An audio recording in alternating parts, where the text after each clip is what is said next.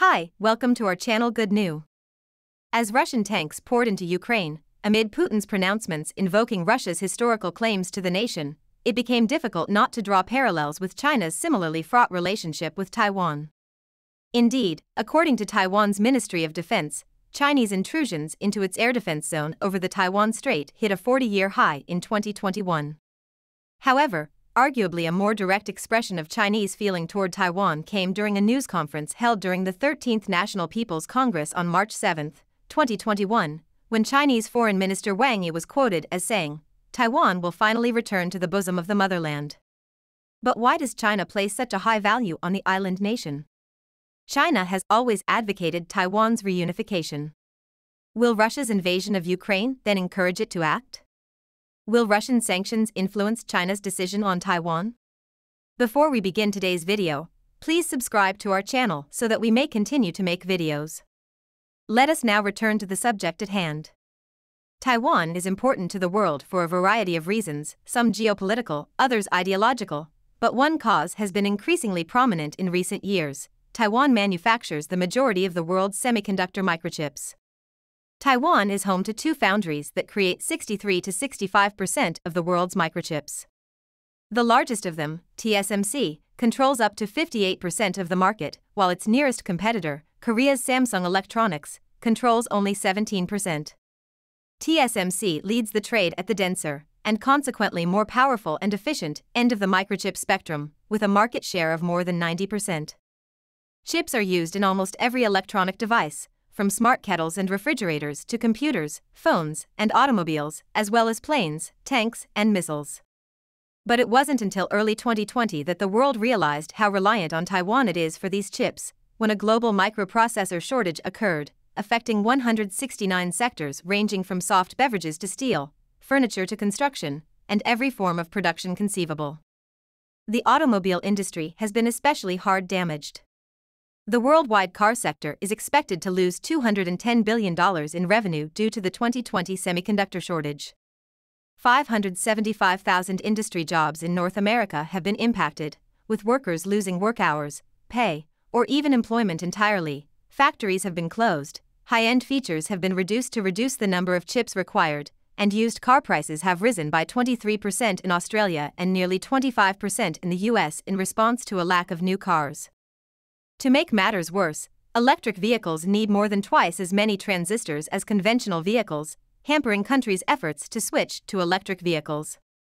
U.S. President Joe Biden has described chips as extremely critical, with disruptions capable of putting American lives and livelihoods at risk, and Representative Yoon Ho-young of South Korea's ruling Democratic Party has referred to semiconductors as the rice of the economy of the 21st century and the heart of South Korea's economy.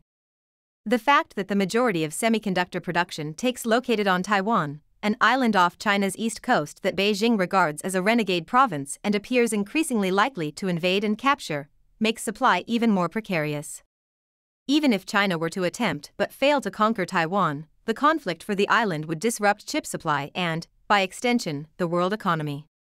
If China annexes Taiwan, it will undoubtedly take over its semiconductor foundries, giving Beijing control over more than two-thirds of the world's supply of microchips.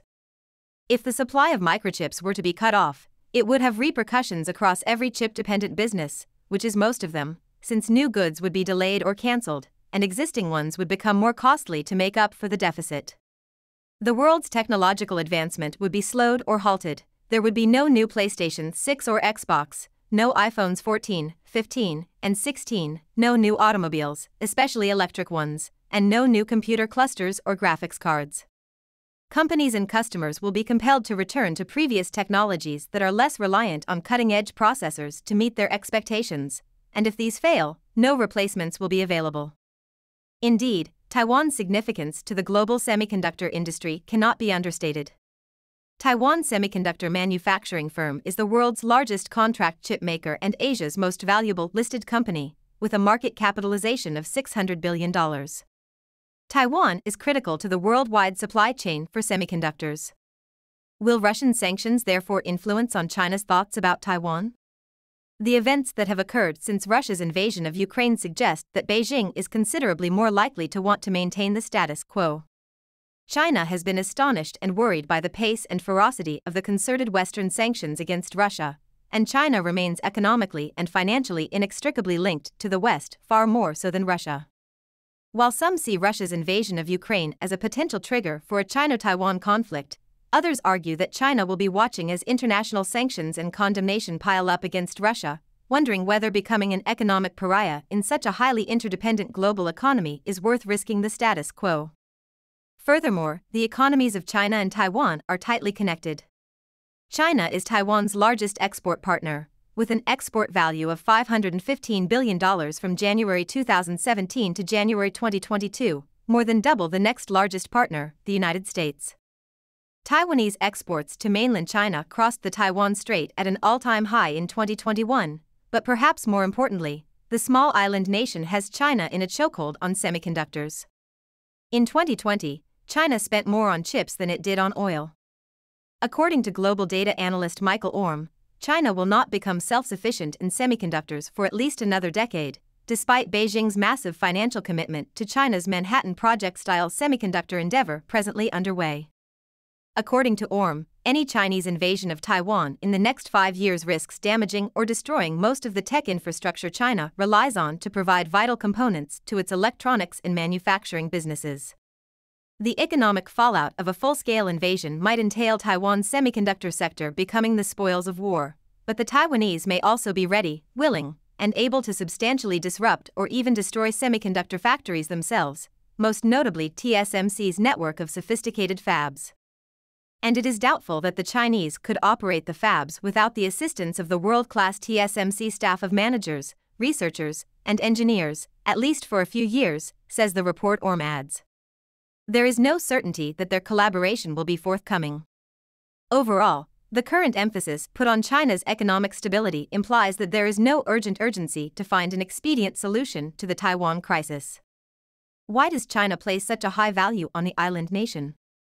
Well, I just want to highlight that Taiwan has spent decades developing the capacity, skills, and supply chains needed to produce cutting-edge semiconductors on this scale, and other nations will struggle to replicate this achievement in only a few years. It's absolutely difficult for any firm or nation to catch up to this massive ecosystem that's rushing forward like a freight train, says Daniel Nenny, co-author of Fables, The Transformation of the Semiconductor Industry. For the time being, the world relies heavily on Taiwan's foundries for semiconductors, making the question of who owns them and how they utilize this power critical. Thanks for having your watching in this video. You can add your ideas or suggestions below. Please keep following our channel and like our videos.